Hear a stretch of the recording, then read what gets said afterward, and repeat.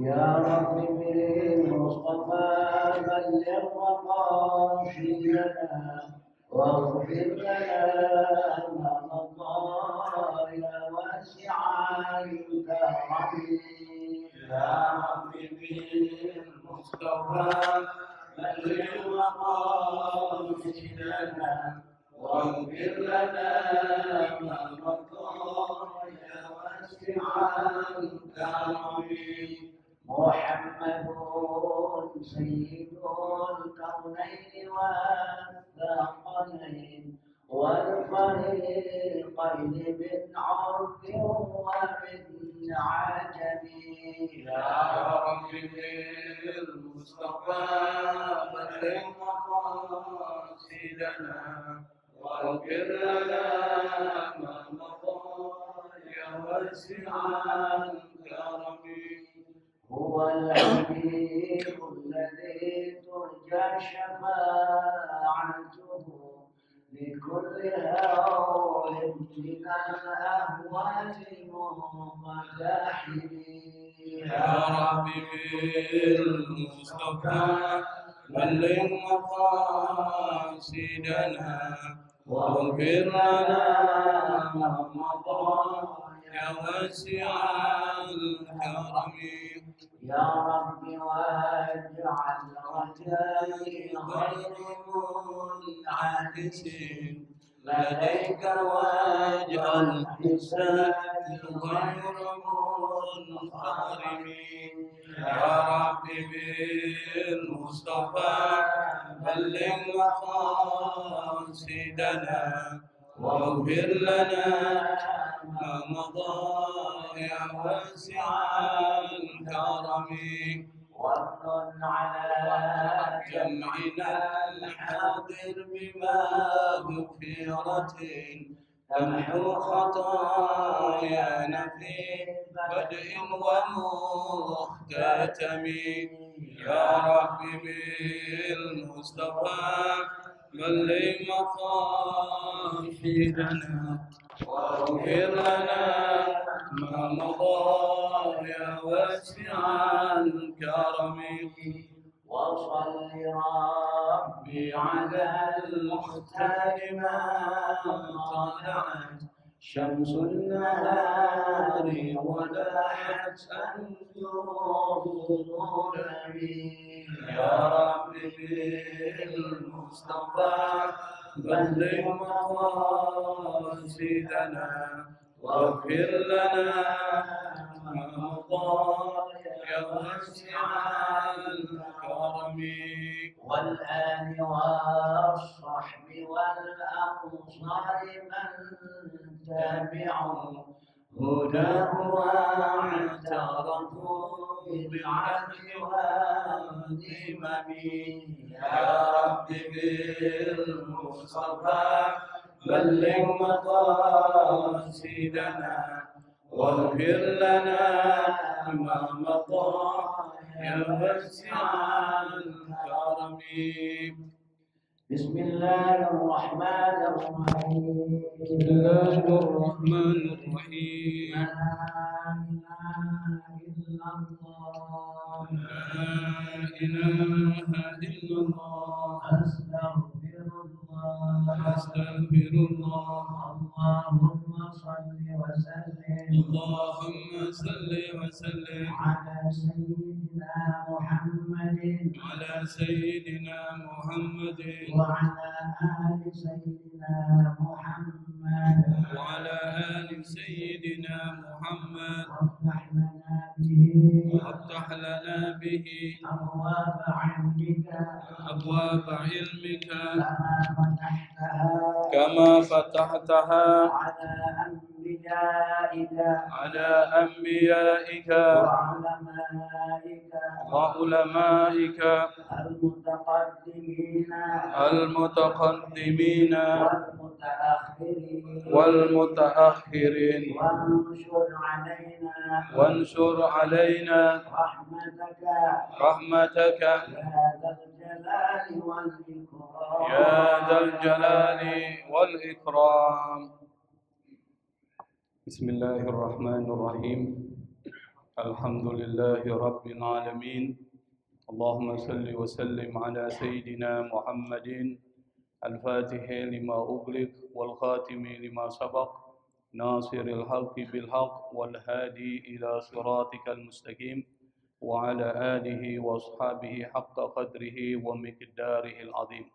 سبحانك لا علم لنا إلا ما علمتنا إنك أنت العليم الحكيم ولا حول ولا قوة إلا بالله العلي العظيم. رب اشرح لي صدري ويسر لي أمري واحلل عقدة من لساني يفقهوا قولي أما بعد. Ma'asyiral hadirin jamaah pengajian rutin setiap malam Rabu yang dimuliakan oleh Allah Subhanahu wa taala.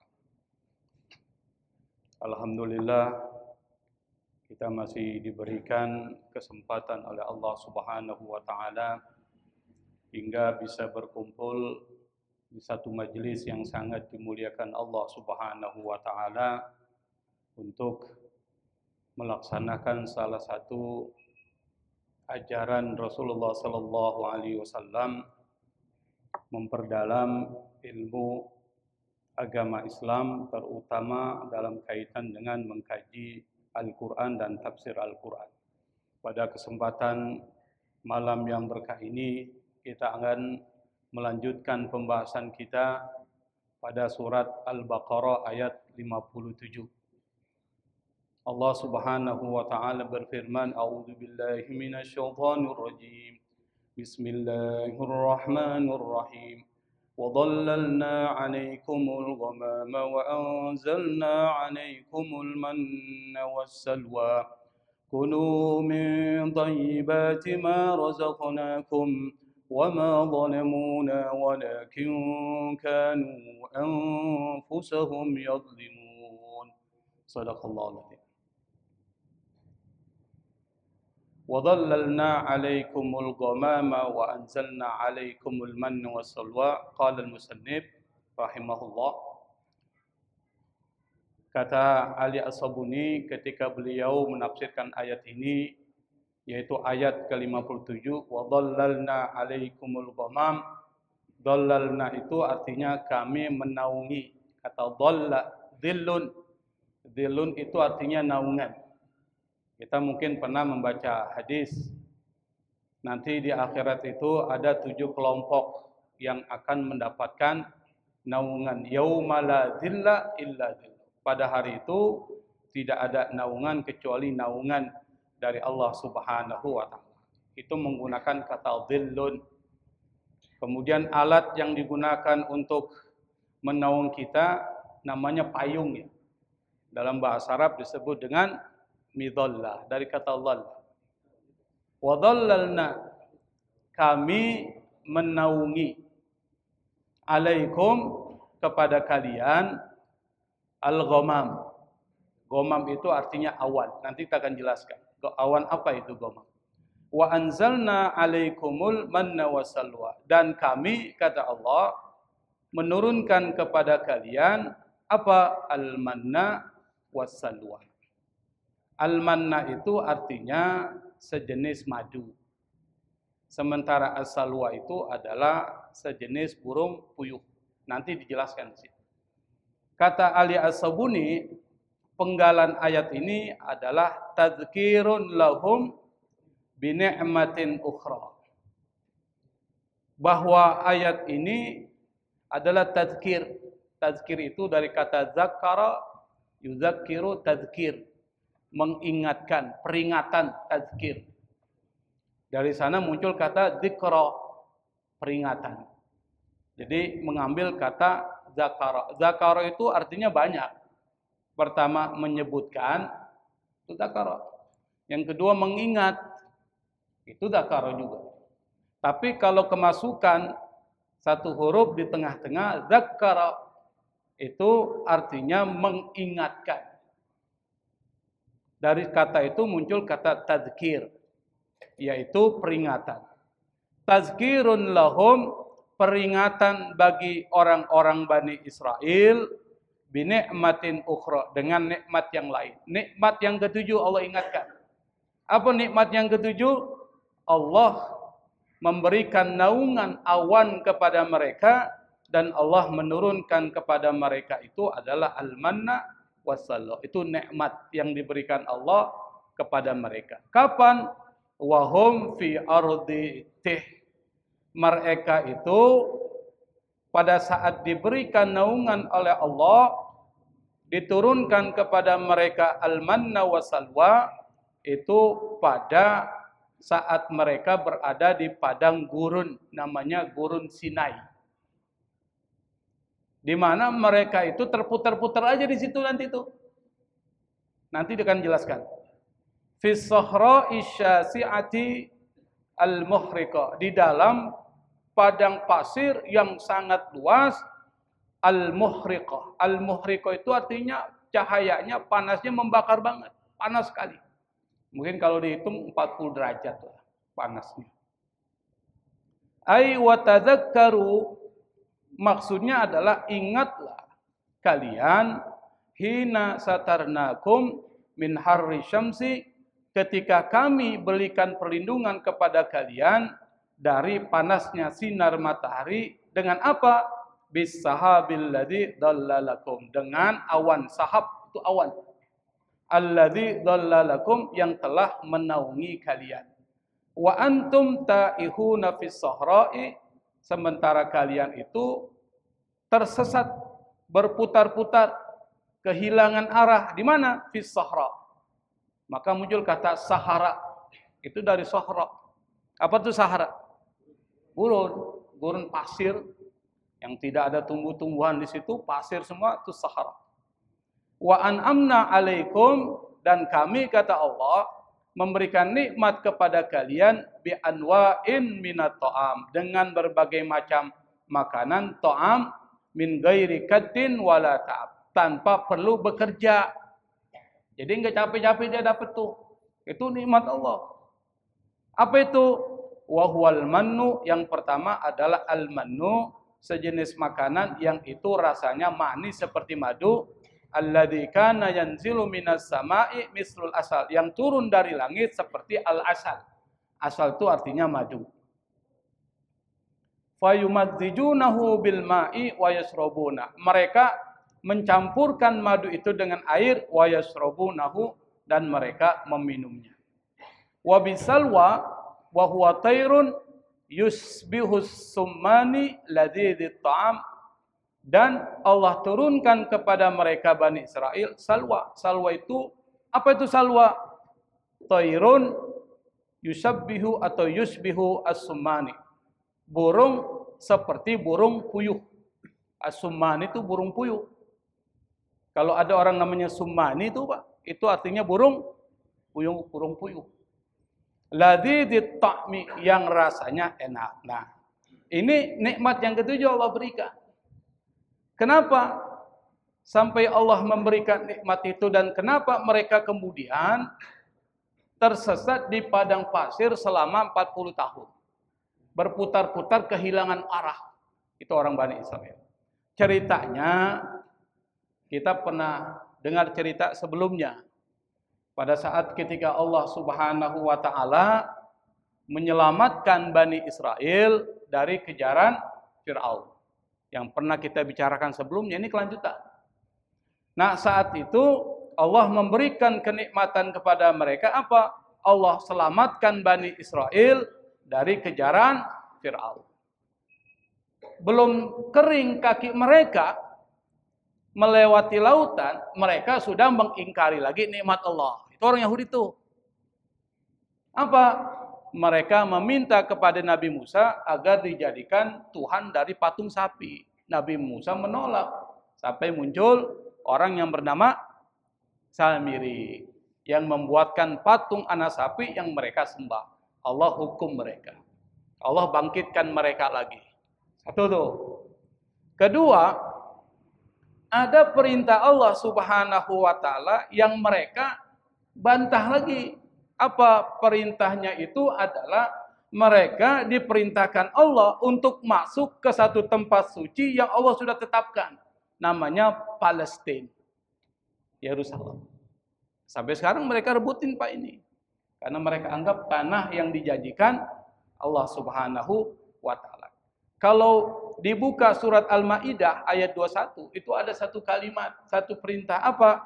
Ya qaumi dukhulul ardal muqaddasata allati kataballahu lakum wa la tartaddu ala adbarikum fatanqalibu khasirin. Wahai kaumku, kata Nabi Musa, apa? Udkhulul ardal muqaddasa, masuklah kalian ke tanah suci yang sudah Allah janjikan kepada kalian. Wala tartaddu ala adbarikum, jangan kalian berpaling.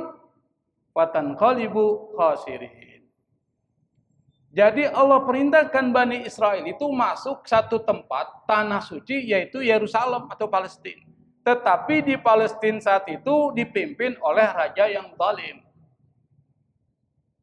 Apa kata mereka? Ini orang-orang Yahudi diperintahin oleh Nabi Musa berdasarkan perintah Allah. Apa mereka bilang? Qalu, mereka berkata dalam surat Al-Maidah ayat 22, ya Musa, inna fiha qauman jabbarin. Wahai Musa, di tempat itu ada satu kelompok jabbarin. Tiran. Tiran itu artinya orang yang gampang menindas orang lain. Wa inna lan nadkhulaha hatta yakhruju minna. Kata Bani Israel, kami tidak akan pernah masuk ke tempat itu sampai mereka keluar dari tempat itu. Itu orang Bani Israel. Pengecutnya luar biasa. Fa iyakhruju minha fa inna dakhilun. Kalau mereka keluar, fa inna dakhilun. Kami masuk. Itu Bani Israel, Pak. Padahal di situ ada Nabi Musa. Nah, kedua, dalam ayat berikutnya, mereka berkata lagi, ya Musa, inna lan nadkhulaha abadan. Wahai Musa, kami tidak akan pernah masuk ke tempat suci tersebut selamanya, selama mereka ada di sana. Fadhhab anta wa rabbuka faqatila inna hahuna qaidun. Kata mereka kepada Nabi Musa, kalau memang engkau mau masuk ke tempat itu, kata Bani Israel, apa? Fadhhab anta wa rabbuka, engkau aja yang pergi sama Tuhanmu. Kira-kira kurang ajar nggak Pak Bani Israel? Kurang ajar banget. Engkau saja yang pergi bersama Tuhanmu, faqatila, berperang kepada mereka. Kami di sini duduk aja ngeliatin. Kurang ajar nggak Pak tuh? Tuh orang Bani Israel. Makanya nggak heran kalau perilaku mereka seperti itu. Karena pada zaman Nabi Musa udah nggak sanggup Pak menghadapi para pengikutnya, padahal satu keturunan dari Nabi Yakub, satu keturunan dari Nabi Yakub. Fadhhab anta wa rabbuka faqatila inna hahuna qailun. Kata mereka, engkau saja yang pergi wahai Musa bersama Tuhanmu, faqatila, berperanglah kalian berdua. Inna hahuna qaidun, kami di sini qaidun, duduk aja. Enggak mau ikut perang. Nabi Musa marah, Nabi Musa mengatakan kepada Allah, qala rabbi inni la amliku illa nafsi wa akhi fafruq bainana wa bainal qaumil fasikin. Kata Allah kata Nabi Musa, berdoa kepada Allah, dia bilang apa? Dia udah enggak sanggup lagi menghadapi orang Bani Israel. Nabi Musa saja Pak yang keras, tegas, tidak mampu menghadapi Bani Israel. Padahal Nabi Musa ini mukul orang aja sampai mati Pak. Mukul aja orang mati. Nabi Musa. Saking hebatnya. Kan dalam surat diceritakan dalam Al-Quran. Bagaimana Nabi Musa memukul, langsung orang itu meninggal. Kuat. Pada saat ketika dia menolong kedua putri Nabi Syuaib, dia angkat batu yang besar. Yang itu diangkat cuma oleh 10 orang. Dia bisa angkat sendiri. Itu Nabi Musa. Nabi Musa aja yang punya kekuatan seperti itu, punya sikap tegas seperti itu, nggak sanggup menghadapi Bani Israel. Dia minta sama Allah. Apa mintanya? Inilah amliku illa nafsi wa akhi. Ya Allah, aku tidak mempunyai kekuatan lagi kecuali terhadap diriku dan saudaraku Harun. Fafruq bainana wa bainal qaumil fasikin. Pisahkan mereka dari kami. Antara kami dan orang-orang fasik dari Bani Israel. Kira-kira Allah kabulkan enggak permintaannya? Enggak Allah kabulin. Kenapa? Allah Subhanahu wa taala tetap mengatakan kepada Nabi Musa, padahal Nabi Musa minta izin, ya Allah, kalau seandainya kami diizinkan, kami Harun beserta 2 pengikut akan masuk ke tanah Palestina. Tapi Allah enggak izinkan. Lalu kemudian apa yang terjadi? Allah memberikan satu siksa kepada orang-orang Bani Israel. Allah mengatakan dalam Al-Quran surah Al-Ma'idah yang menjelaskan surah Al-Baqarah ini, Allah mengatakan, qala fa innaha muharramatun alaihim arba'ina sana. Allah berkata, tanah Palestina itu muharramah, diharamkan, alaihim, bagi orang-orang Bani Israel pengikut Nabi Musa, arba'ina sana, 40 tahun. Mereka nggak akan bisa masuk ke situ. Apa yang terjadi? Yatihuna fil ardi, mereka berada di gurun pasir namanya Padang Sinai, Padang Pasir Sinai, Gurun Sinai. Itu selama 40 tahun muter-muter aja di situ, Pak. Di padang pasir dia muter-muter saja. Fala ta'sa 'alal qaumil fasikin. Allah mengatakan kepada Musa, jangan putus asa terhadap orang-orang fasik. Tetap. Akhirnya Nabi Musa memimpin mereka muter-muter selama 40 tahun, nggak bisa masuk, nggak bisa keluar. Nggak bisa kembali ke Mesir, tidak bisa masuk ke tanah Palestina. 40. Kenapa 40 tahun, Pak? Kenapa Allah membuat mereka, generasi Bani Israel, yang memang mentalitasnya mentalitas tempe, pengecut, tidak punya kemauan, tidak punya semangat perjuangan, kalau bahasa sudah kalah. Itu mentalitas, Pak. Kenapa? Karena orang-orang Bani Israel pada saat zaman Nabi Musa itu ditindas terus tuh. Siapa yang nindas? Fir'aun. Dijadikan budak dan seterusnya, sehingga mentalitasnya mentalitas budak Bani Israel. Makanya ketika Nabi Musa mengajak dia untuk berpikir lebih luas tuh, mereka nggak sanggup. Karena udah terbiasa ditindas. Dan ini terjadi di Indonesia, Pak. Kita dijajah oleh Belanda. Mentalitas kita masih mentalitas Belanda. Kenapa? Mudah terprovokasi, mudah dibohongin tuh kita tuh. Betul, Pak ya? Berapa kali dibohongin? Sering tuh. Itu mentalitas yang diwariskan oleh Belanda kepada kita. Sehingga dibohongin kita anggap benar tuh. Padahal dibohongin tuh. Nah sama ini mentalitas Bani Israel seperti itu. Karena mereka adalah warisan dari penindas Fir'aun. Nabi Musa ini progresif tuh. Orang yang berpikirnya maju ke depan. Ngajak mereka berubah. Nggak bisa Pak Nabi Musa. Akhirnya kesimpulannya apa? Putus generasi. Generasinya harus putus. 40 tahun disuruh muter-muter. Nanti akan muncul 40 tahun setelah 40 tahun generasi berikutnya. Jadi ada yang disebut dengan masa untuk pergantian generasi. Selama 40 tahun. Kalau orang umurnya 20 tahun, Pak, muter-muter di padang pasir, 40 tahun udah mati belum? Udah mati. Berarti generasi baru. Itu cerdasnya. Jadi selama 40 tahun Bani Israel muter-muter di Gurun Sinai. Yang tujuannya adalah harus ada pergantian generasi dan perjuangan nanti akan diteruskan oleh generasi anak cucu mereka nanti, dan itulah substansi atau semangat dari 40 tahun mereka terputar-putar di situ tuh. Nah, pada saat mereka terputar-putar itulah kemudian ayat ini berlaku buat mereka. Apa? Wadhallalna 'alaikumul ghamam. Yang pertama adalah nikmat yang diberikan Allah kepada mereka yang muter-muter di padang Sinai selama 40 tahun. Allah berikan nikmat kepada mereka, awan berada di atas mereka. Yang panas terik itu bisa terlindung dengan awan. Al-ghamam. Nah, kata ghamam ini bukan awan seperti awan biasa, Pak. Bukan seperti awan kita ini. Awan kita namanya bukan ghamam, tapi sahab. Sahab itu awan. Kalau ghamam itu adalah sesuatu yang menutupi langit. Makanya di dalam sebuah hadis Nabi itu, kalau kita mau berpuasa ada hadis tuh.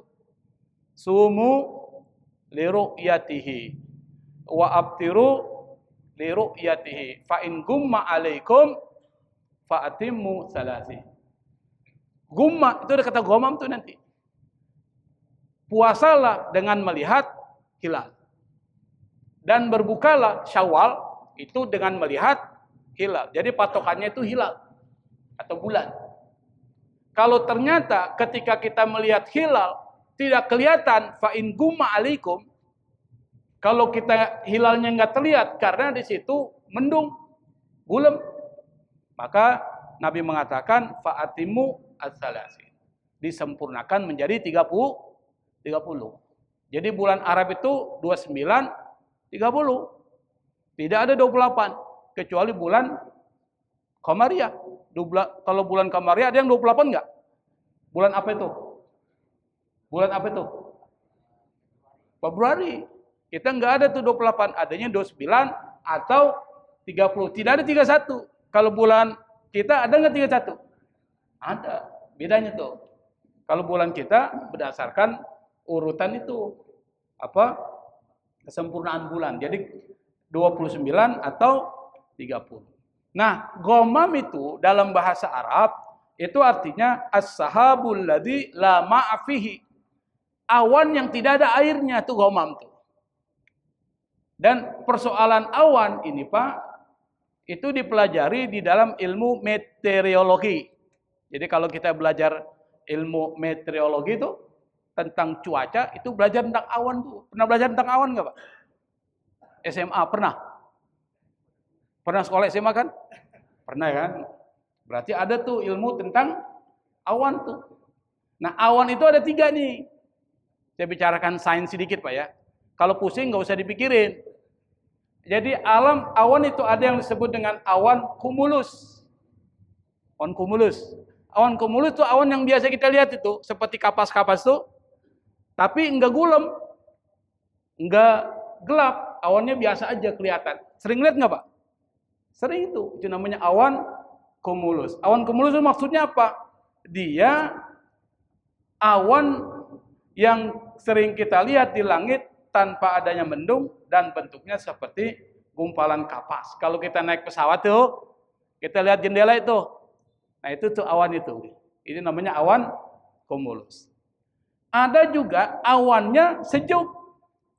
Karena matahari tertutup oleh awan itu. Itu namanya awan stratus.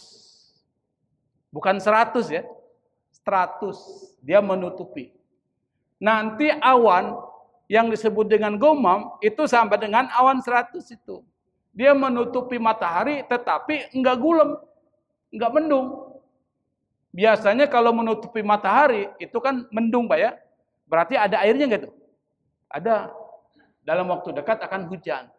Itu namanya awan 100. Nah yang dimaksud dengan ghamam itu sama seperti awan 100 tuh. Tetapi dia enggak ada airnya. Dia menutupi matahari tetapi tidak ada airnya. Yang dimaksud dengan ghamam itu Pak. Makanya ghamam itu beda dengan as-sahab. Jadi bahasa Arab untuk mengatakan awan itu ada 2. Yang pertama apa? As-sahab, yang kedua al-ghamam. Tapi al-ghamam khusus dalam kasusnya Bani Israel. Bisa dipahami Pak ya? Itu yang pertama. Jadi orang-orang Bani Israel di padang pasir yang bernama Gurun Sinai itu enggak kepanasan. Kenapa? Kalau dia kepanasan Pak kebakar dia Pak. Karena mataharinya itu bisa membakar itu. Muhriqah. Disebutkan dengan muhriqah. Bisa membakar. Saking panasnya. Yang kedua, Allah turunkan namanya manna. Wa anzalna alaikumul manna wassalwa. Kenapa? Mereka enggak ada makanan di situ.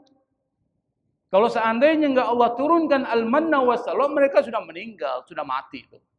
Padang tandus, apa sih makanannya Pak? Tidak ada. Maka Allah turunkan kepada mereka namanya manna. Apa itu makan manna? At-ta'amul ladzi yanzilu minas sama. Jadi makanan yang turun dari langit. Rasanya seperti madu. Kenapa yang diturunkan al-manna rasa seperti madu? Karena madu itu termasuk bisa memberikan kekebalan dalam tubuh dan bisa melawan infeksi. Meskipun makanannya cuma satu, yaitu manna, tapi dia nggak kena penyakit. Itu maksudnya.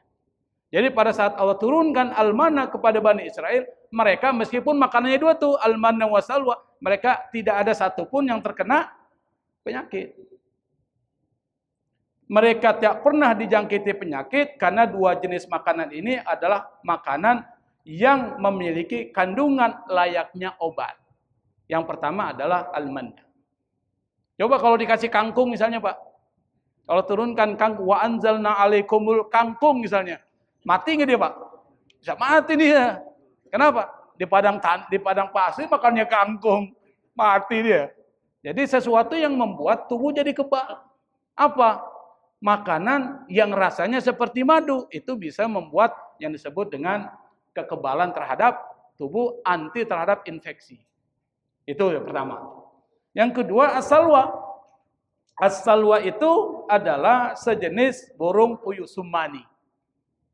Dagingnya empuk dan gurih. Pernah makan burung puyuh? Pernah? Belum pernah, Ustaz? Aduh, kasihan banget ya. Yang pernah gimana? Enak nggak? Gurih kan? Telurnya aja enak Pak. Apalagi dagingnya. Dan itu burung puyuh Pak, adalah makanan yang mengandung berbagai jenis vitamin. Jangan anggap enteng tuh. Sekarang susah nyari burung puyuh. Apa? Vitamin B6, vitamin B12, apalagi? Vitamin A. Yang ini vitamin ini bisa menjaga kesehatan saraf. Jadi kalau saraf kita ingin bagus tuh, makan burung puyuh tuh. Atau kekebalan tubuh, imun.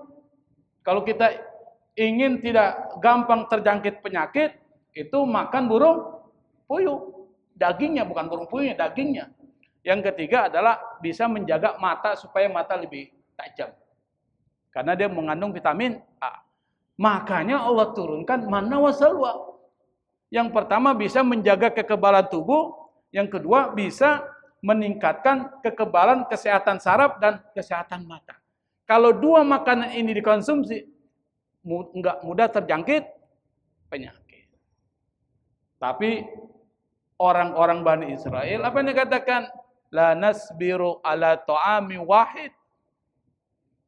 Ya Musa, kami nggak sabar dengan satu makanan aja. Tuh orang Bani Israel. Sudah nggak capek-capek kerja, dapat makanan turun dari langit, dan Allah berikan makanan yang bisa membuat kekebalan tubuh, tetap mereka nggak pernah bersyukur. Itu Bani Israel. Padahal keturunan Nabi lu Pak. Nabi apa tuh? Keturunan Nabi siapa? Nabi Yakub, Nabi Ishak, Nabi Ibrahim. Bayangkan keturunan Nabi. Masih lebih bagusan kita. Meskipun bukan keturunan Nabi, tapi akhlak kita masih lumayan lah. Dikit Pak ya. Kalau dibilangin denger. Yang repot kan kalau dibilangin tidak mau dengar. Nah, kata Allah, setelah Allah turunkan itu, makanan seperti itu yang hikmahnya adalah mereka tidak mudah terjangkit penyakit. Apa kata Allah? Kulu min thayyibati ma razaqnakum. Makanlah sebagian dari yang baik-baik yang kami berikan kepada engkau. Maksudnya apa? Kata Ali As-Sabuni, ay kulu min hadhil ladaid wat thayyibatil lati razaqnakum iyyaha min ghairi juhdin atau jahdin minkum wala ana'in innama huwa min fadli rahmatillah. Makanlah dari makanan yang enak ini dan thayyibat yang mengandung gizi yang sangat tinggi allati razaqnakum iyyaha, yang kami telah rizkikan kepada kalian. Min ghairi juhdin, tidak perlu kerja, enggak perlu capek. Wala anain, sama artinya enggak perlu kerja keras, Anda tinggal dapat makanan turun dari langit. Bayangkan Pak, enggak ada kerja sama sekali. Tetapi mereka tidak mensyukuri nikmat Allah. Wa innama huwa min fadli rahmatillah, dan itu adalah karunia rahmat dari Allah Subhanahu wa taala. Karena Allah sayang sama Bani Israel. Meskipun sudah banyak membuat kecewa Allah, tapi masih Allah sayang. Meskipun ayat ini kulu min thayyibati ma razaqnakum, makanlah dari sebagian rizki yang baik-baik yang akan diberikan kepada kalian, ini khusus turun ke Bani Israel. Ini namanya sabab nuzulnya kepada Bani Israel. Tetapi berlaku juga buat kita umat Nabi Muhammad sallallahu alaihi wasallam. Jadi buat kita berlaku. Dalam kaidah usul fikih itu ada kaidah, Pak. Apa itu kaidahnya? Al-ibratu bi umumil lafzi la bi khususis sabab. Yang diambil itu adalah lafaz yang bersifat umum perintahnya, bukan sebab yang bersifat khusus. Meskipun ayat ini khitabnya adalah Bani Israel, tapi kita sebagai umat Nabi Muhammad sallallahu alaihi wasallam itu juga dapat pesan ini. Apa pesannya? Perintahnya adalah memakan makanan yang thayyib. Bukan thayyib Bang Thayyib ya. Kalau Bang Thayyib itu udah 3 lebaran gak pulang-pulang tuh. Nah ini thayyib artinya apa? Yang bergizi dan halal. Maksudnya itu. Halal itu, apa itu halal? Halal itu tidak najis. Tidak haram, itu halal. Sesuatu yang diharamkan, pasti sesuatunya nggak baik. Sesuatu yang dihalalkan, berarti sesuatu itu baik. Maka yang disebut dengan thayyib, meskipun ayat ini turun kepada Bani Israel, tetapi perintah untuk memakan makanan yang thayyib, yang baik, lezat, bergizi, tidak haram atau halal, itu adalah perintah yang berlaku juga buat kita. Dan ini adalah hak tubuh yang harus dipenuhi.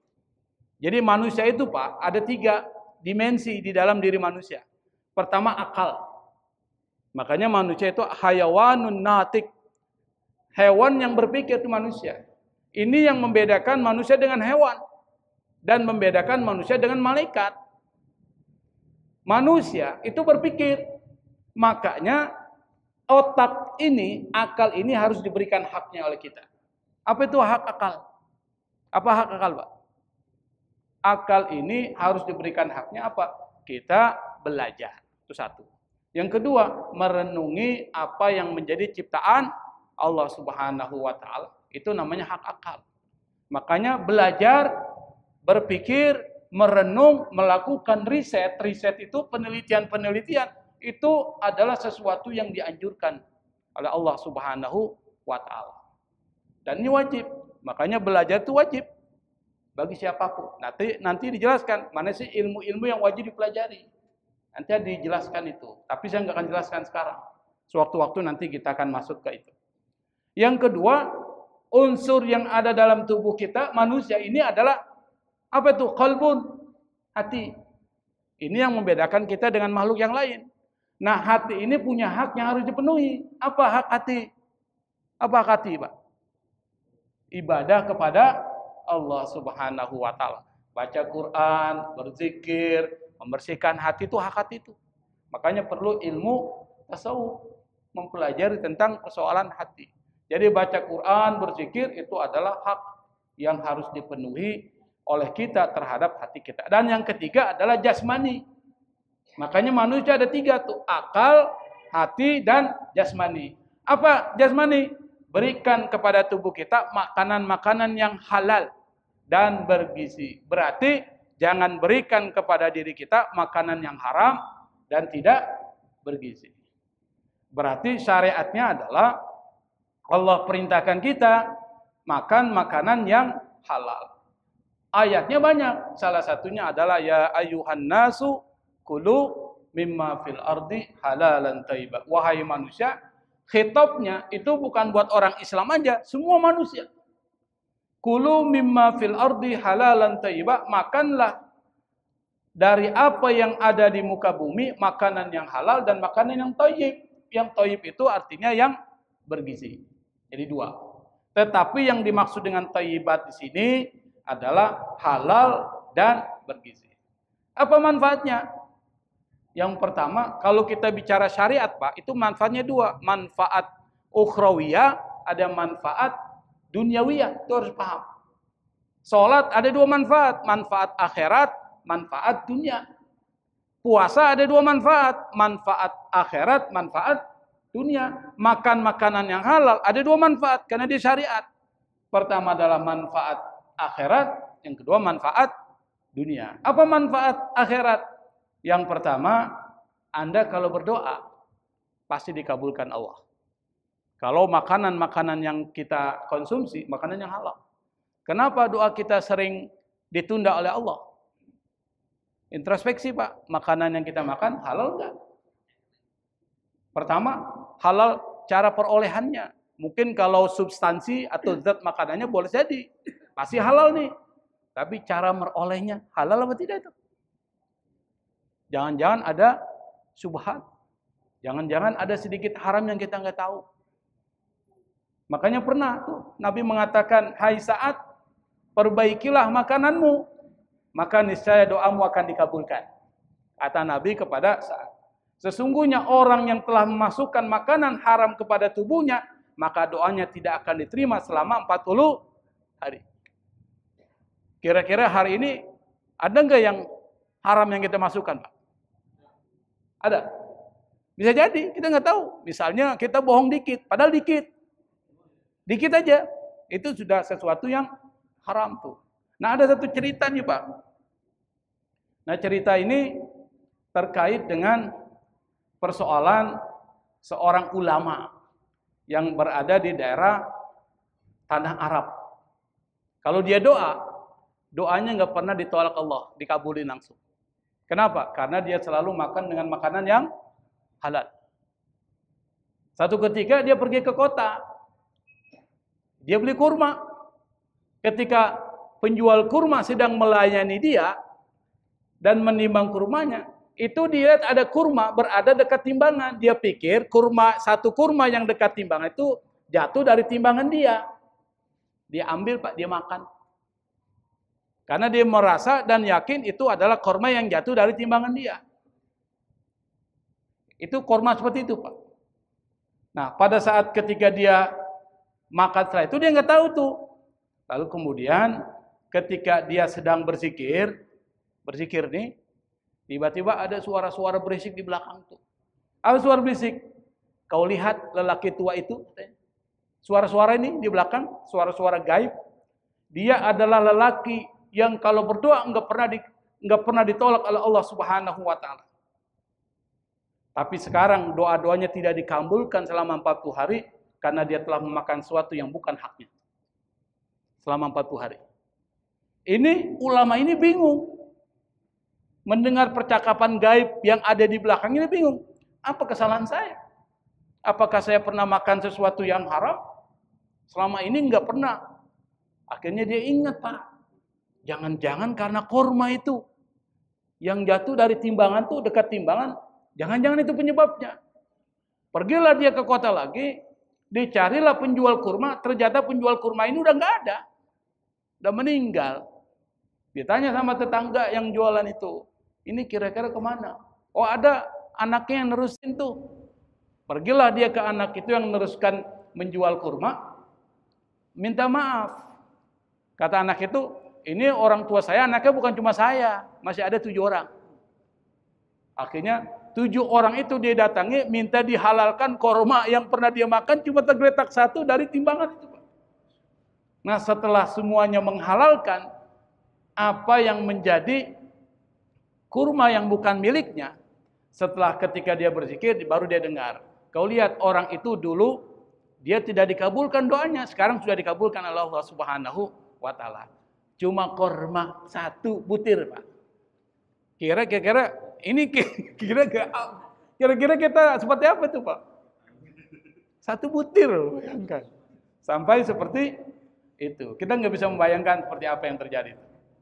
Nah, makanya kalau doa kita sering tidak cepat dikabulin oleh Allah. Kalau ditanya diterima nggak oleh Allah? Semua doa kita pasti diterima. Karena dia ibadah, dia dapat pahala. Tapi persoalannya dikabulkan nggak oleh Allah? Belum tentu. Ada yang dikabulkan nanti kalau dia sudah bersih misalnya. Ada yang tidak dikabulkan. Nah, untuk bisa dikabulkan oleh Allah adalah pertama perbaiki makanan kita. Yang kedua, orang yang makan makanan yang halal, manfaat akhiratnya itu surga. Kenapa? Karena dia mengikuti perintah Allah. Apa kata Nabi? Nabi pernah mengatakan, kullu ummati yadkhulul jannah. Setiap umatku pasti akan masuk surga. Illa man aba, kecuali yang enggak mau. Kila ditanya, wa may ya'ba ya Rasulullah? Yang enggak mau itu siapa wahai Rasul? Kata Nabi, man ata'ani dakhalal jannah. Barang siapa yang menaatiku, maka dia masuk surga. Wa man asani faqad aba. Barang siapa yang ingkar kepadaku, maka dia termasuk orang yang tidak masuk surga. Memakan makanan yang halal itu perintah Allah enggak, Pak? Perintah enggak? Perintah. Kalau kita ikuti perintah Allah berarti taat siapa tuh? Allah. Kalau taat kepada Allah berarti taat kepada Rasulullah. Kalau taat kepada Rasulullah masuk ke dalam surga. Maka kalau kita makan yang halal, maka kembalinya adalah surga. Itu manfaat ukhrawiyah. Kalau manfaat duniawiyah, Anda akan sehat. Karena makanan yang halal, makanan bersih, tidak najis. Makanan yang bergizi, makanan yang bisa memberikan kesehatan. Boleh jadi makanan itu halal, tetapi tidak bergizi, jangan dimakan. Kedua, manfaat psikologis, apa tuh? Bisa mengubah perilaku kita. Jadi pernah ada cerita, Pak, Abu Bakar As-Siddiq radhiyallahu anhu. Satu ketika dia pernah diberikan 1 gelas susu oleh pembantunya. Diminum, enggak ditanya, susu ini dari mana? Diminum aja langsung. Setelah dia minum, dia tanya, kau dapat susu dari mana? Apa dia bilang? Saya dapat susu ini dari meramal. Sebelumnya dia peramal tuh. Meramal itu sesuatu yang haram. Maka sesuatu yang dihasilkan dari meramal orang lain, hasilnya haram. Pas Abu Bakar tahu kalau susu yang dia minum dari hasil meramal, dia masukkan jari jemarinya ke dalam mulutnya, dia keluarkan susu yang sudah bercampur dalam perutnya, Pak, supaya keluar. Pada saat keluar susu itu, terlihat Abu Bakar seperti orang sedang mengalami sakaratul maut, karena berusaha mengeluarkan. Anda bayangkan, Pak, susu yang sudah masuk dikeluarin lagi. Kira-kira gimana itu rasanya? Nah, itu yang dilakukan oleh Abu Bakar. Kenapa Abu Bakar sampai melakukan itu? Abu Bakar tahu makanan yang haram itu bisa memberikan pengaruh yang negatif terhadap perilaku yang tidak baik. Kullu lahmin nabata min haram fannaru aula bi. Setiap daging yang tumbuh dari makanan yang haram, maka neraka yang berhak untuk memakan daging tersebut. Berarti orang itu di neraka. Kalau orang itu di neraka, berarti perbuatannya baik atau buruk? Buruk. Kalau perbuatannya buruk, berarti ada hubungan antara makanan yang dia makan dengan perbuatan yang dia lakukan dan neraka. Makanya kalau kita ingin selamat, salah satunya adalah jangan memakan makanan yang haram. Dan yang terakhir, ayat ini mengatakan, wa ma dhalamuna walakin kanu anfusahum yadlimun. Mereka, kata Allah, tidak mendalami kami, tetapi mereka mendalimi diri sendiri. Ayat ini memberikan 2 pesan. Pesan yang pertama, Anda mau berbuat maksiat, itu enggak mengurangi kemuliaan Allah. Anda mau melakukan ketaatan kepada Allah, tidak menambah kemuliaan Allah. Anda melakukan ketaatan, itu kembali kepada siapa? Anda sendiri. Allah enggak bertambah kemuliaannya karena Anda. Allah tidak berkurang kemuliaannya karena maksiat yang Anda lakukan. Apa yang Allah turunkan syariat buat Anda itu untuk Anda sendiri. Itu maksudnya seperti itu. Yang kedua, mereka tidak mendalami kami, tapi mereka mendalami diri sendiri. Apa yang mereka lakukan itu kembali kepada mereka. Apa? Yang pertama, kembali menimpa kepada diri sendiri. Yang kedua, itu menimpa kepada umat. Jadi kalau kita melakukan kezaliman, Pak, kembali ke diri sendiri dan kepada orang lain. Makanya, apalagi kalau kezaliman itu dilakukan oleh penguasa, lebih parah lagi. Kalau kita saja melakukan kezaliman terhadap pengaruhnya ke diri kita dan orang lain. Apalagi yang membuat kezaliman itu pembuat kebijakan. Ini lebih parah lagi. Makanya kalau penguasa yang melakukan kezaliman itu, kita bisa lihat contoh misalnya terkait dengan umat Nabi Nuh. Kalau kita lihat misalnya surat Hud ayat 3 itu ada satu ayat, janganlah kamu bicarakan denganku tentang orang-orang yang zalim itu, sesungguhnya mereka akan ditenggelamkan. Jadi perbuatan satu orang itu bisa mempengaruhi yang lainnya. Makanya kalau ada orang berbuat kezaliman, kita kewajiban kita adalah amar ma'ruf nahi munkar. Jangan sampai, kan ini diri saya sendiri yang melakukan kezaliman. Iya, tetapi akibatnya mempengaruhi orang lain. Anda buang sampah, kan saya sendiri, tapi baunya mempengaruhi tetangga. Seperti itu. Nah, kezaliman manusia itu tidak mengurangi Allah. Yang terakhir ada satu hadis qudsi, Pak. Ini penting untuk kita lihat ya, untuk kita pelajari. Hadis qudsi ini adalah hadis diriwayatkan oleh Nabi, tetapi dari Allah. Kata Allah, diriwayatkan oleh Nabi Muhammad SAW dalam hadis Sahih Muslim nomor 2577, itu Allah mengatakan, "Ya ibadi, law anna awwalakum wa akhirakum wa insakum wa jinnakum kanu ala atqa qalbi rajulin wahidin minkum ma zada dzalika fi mulki syai'an." Kata Allah, wahai hambaku, andai seluruh manusia dari bangsa jin dan manusia, yang paling awal sampai yang akhir, seluruhnya menjadi orang yang paling bertakwa, hal itu sedikit pun tidak menambah kekuasaanku. Kata Allah. Lalu Allah berkata lagi, "Ya ibadi, law anna awwalakum wa akhirakum wa insakum wa jinnakum kanu ala afjari qalbi rajulin wahidin ma naqasa dzalika min mulki syai'an."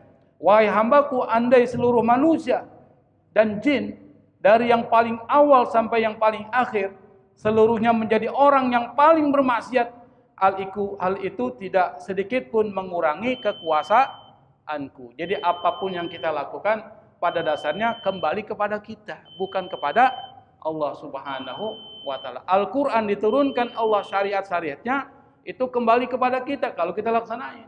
Tidak menambah kemuliaan Allah dan tidak mengurangi kemuliaan Allah Subhanahu wa taala. Mungkin ini yang bisa saya sampaikan karena waktu kita terbatas. Meskipun kajian ini kajian yang panjang, tapi insya Allah dari cerita yang disampaikan oleh Allah dalam Al-Quran terkait dengan persoalan Bani Israel ini, itu bisa menjadi pesan moral dan pelajaran buat kita. Yang pertama adalah jangan mencontoh sifat buruk orang Bani Israel yang selalu membangkang terhadap perintah Allah, dan kita diperintahkan juga oleh Allah menaati apa yang menjadi perintah Allah, karena apapun yang kita lakukan dari perintah Allah kembali manfaatnya untuk kita. Wallahul musta'an, wallahul muwaffiq ila aqwamit thariq, wa lakum minkum. Wassalamualaikum warahmatullahi wabarakatuh.